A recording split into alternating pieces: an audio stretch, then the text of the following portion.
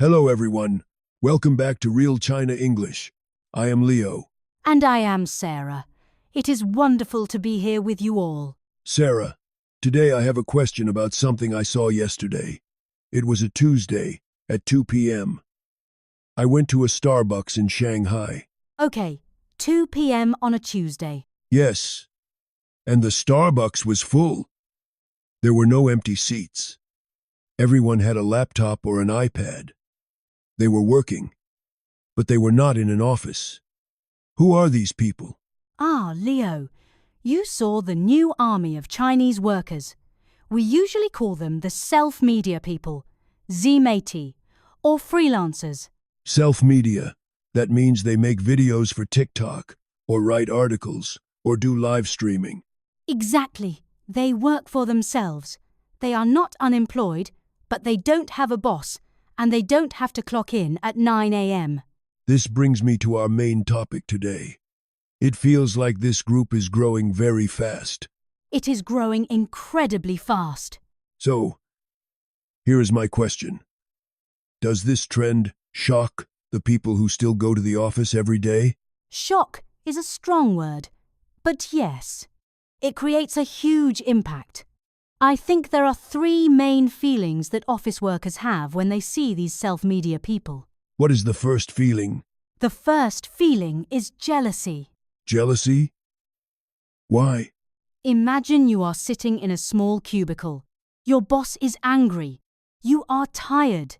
You look at your phone, and you see a guy on Douyin, TikTok, making a video in a park or working from a coffee shop. And he looks free. Yes, he has freedom. He can wake up at noon.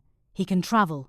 For the office worker who is stuck in the 996 schedule, 9 a.m. to 9 p.m., this freedom looks like heaven. It makes them question, why am I suffering here? I understand that. Freedom is very attractive. But what about money?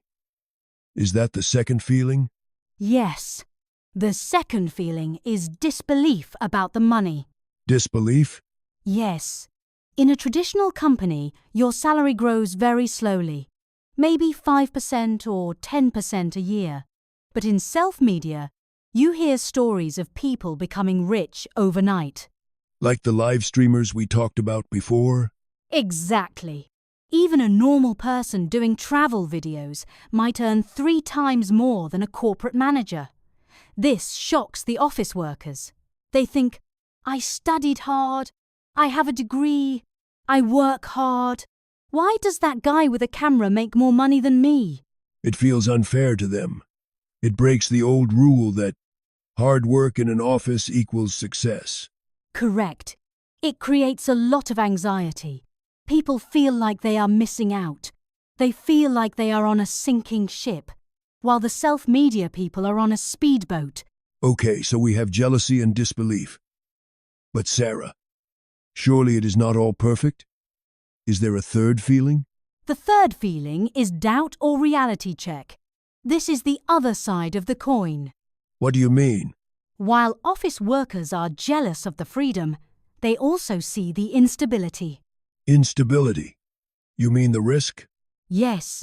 If you work in an office, you get a paycheck every month. Even if you are sick, even if you are lazy one day, the company pays for your insurance. That is true. Stability feels safe. But for self-media people, if you don't make a video today, you don't eat. If the algorithm changes, you lose your audience. There is zero security. So, the anxiety goes both ways. Office workers are anxious about freedom, but self-media people are anxious about survival. Exactly. I have a friend who quit her job to be a blogger. For the first 6 months, she was very happy. But now she is very stressed. She works alone at home. She is lonely. And she is worried about money every day. So, going to the office is actually easier? Mentally, sometimes yes. In the office, you have colleagues. You have a system. When you work for yourself, you must be the boss, the worker, and the accountant all at once.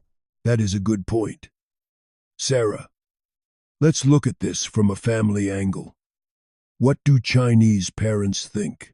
Oh, parents are very traditional.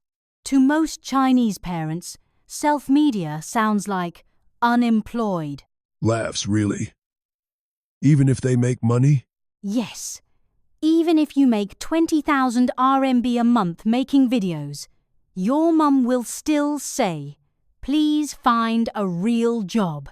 Go take the civil servant exam. The iron rice bowl mentality. Yes, parents want the office job because it looks respectable. So, the self-media people face a lot of pressure from their families, while the office workers make their parents happy. So, to answer my original question, the rise of self-media does shock the office workers. But maybe the office workers shouldn't be too jealous. Exactly. We call it survivor bias. Survivor bias. What is that? We only see the successful self-media stars on our phones. We don't see the millions of people who failed and made zero money. That is very wise. We compare our boring reality with someone else's highlight reel. Yes. The grass always looks greener on the other side. Sarah, this has been a great discussion. Let's summarize the main points for our listeners today. Sure. Let's wrap it up. First, we talked about the rise of self-media. More people are working in coffee shops, creating content, and skipping the office. Second, we discussed the shock to office workers. They feel jealous of the freedom and the potential high income that self-media offers. It makes traditional jobs feel slow and unrewarding. Third, we looked at the reality. Self-media has high instability and anxiety. There is no guaranteed salary and no insurance. And finally, the social view. While young people like the freedom, parents often view it as unstable, preferring the safety of a traditional office job. So neither choice is perfect. It depends on your personality. Do you want freedom with risk or safety with rules? That is the question everyone must answer for themselves. Thank you, Sarah. This was very helpful. You are welcome, Leo. Listeners, would you prefer to work in an office or work for yourself? Tell us in the comments. Thanks for listening to Real China English. See you next time. Bye-bye.